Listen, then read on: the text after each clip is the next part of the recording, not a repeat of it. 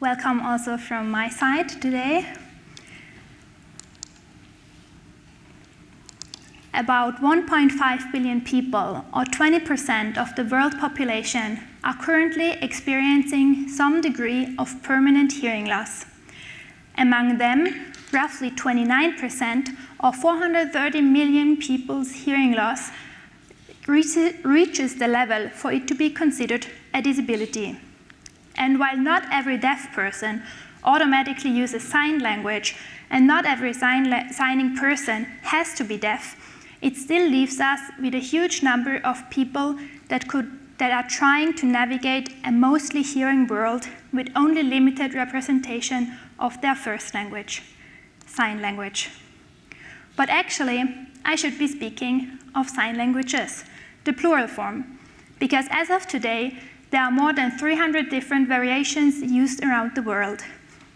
For example, here in the German part of Switzerland, thank you is usually expressed through a sign like this.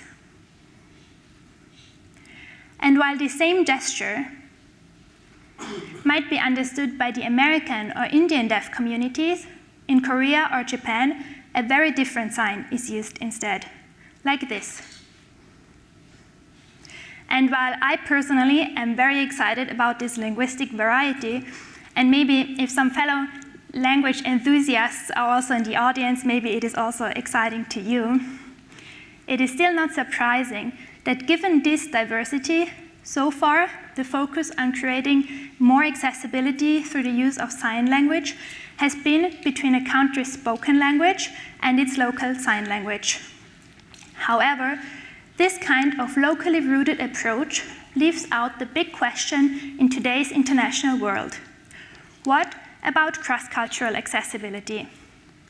We live in a world where the happenings on the other side of the globe are just one click away, where the consumption of news and pop culture is not defined by one's national borders, but the availability of a translation into a language we are fluent in.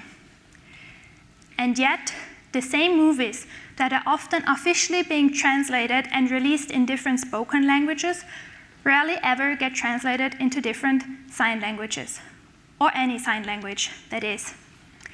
In 2022, the Indian Signing Hands Company has been awarded a world record for becoming the first media company translating the Kashmir Files into Indian Sign Language. Since then, they have been expanding their portfolio of translated movies and TV series. This illustrates a milestone in the multilingual environment of India. It bridges the gap between hearing and deaf communities when it comes to multimedia accessibility.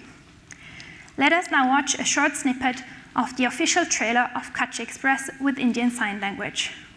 પડતે હું ચલાઉં શું આ bike આ બાયુનું કામ નહીં પેલી એ bullet તને ખબર પડે કે તને બાયુ ચલાવે છે કે બાયુ આલે મોંઘી આ મહિનાના પૈસા તારા નસીબના મારા નસીબનું છે એ બધું મને મળી ગયું છે. As you just saw, the translation is displayed in the corner of the movie where it obscures as little as possible from the action on screen. Now, you might ask yourself, why is this even necessary? Wouldn't it be enough to provide subtitles or closed captions? Let me turn that question around. Why are movies being translated and dubbed over into different spoken languages? Why are subtitles not enough for hearing people? Only providing translated subtitles poses two challenges. First, it requires fluent literacy.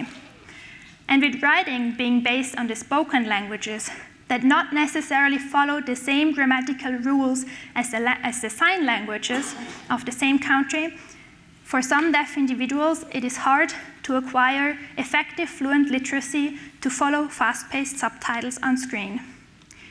In addition, deaf individuals are often used to analyze a person's lip movements to guess the words being said. If the language of the subtitles and the original language used by the actors on screen don't match, it can be perceived as confusing rather than being helpful. Let us let's now have a look at another approach of how to deal with this diversity of sign languages in an international context. 늘 함께 있어 소중한 걸 몰랐던 거죠. 언제나 나와 함께 있어준 소중한 사람들은 가끔씩 내가 지쳐 혼자란 느낄 때 언제나 내게 힘이 돼준 사람들을 잊고 살았죠. This is the new Korean pop idol group called Big Ocean. It is the first K-pop group consisting of all deaf members. And while they all use some technological tools, such as hearing aids or implants, they also use sign language. They incorporate it into their choreographies and even release full versions of their songs as signed only. To find a balance between being a Korean idol group and still reach international fans, they use a mixture of Korean Sign Language, American Sign Language, and International Sign in their choreographies and social media presence. International Sign, so why doesn't the Indian Signing Hands company use this for their movie translations? This way, providing one single translation could be enough for millions of people to benefit from an easier understanding. Here's the catch. International Sign is not considered to be a full language. Instead, it can be described as a kind of contact language that developed through the international contact of deaf people trying to find a common ground to communicate. As such, it is highly dynamic, constantly adapting to situational needs, and simplified in its grammatical rules and lexicon. In short, it is limited what can be expressed in it. Plus, there are no native users of International Sign because it is not tied to a specific deaf community. Because just as spoken languages, sign languages too are carriers and part of a person's cultural background. So why should we ask deaf communities to give up part of their cultural heritage if we couldn't settle on one single spoken language either?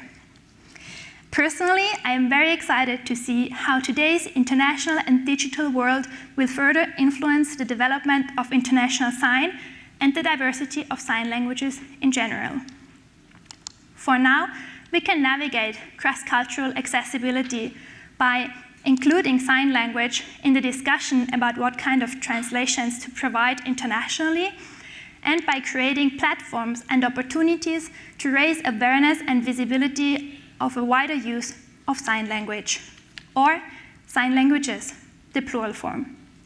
Thank you.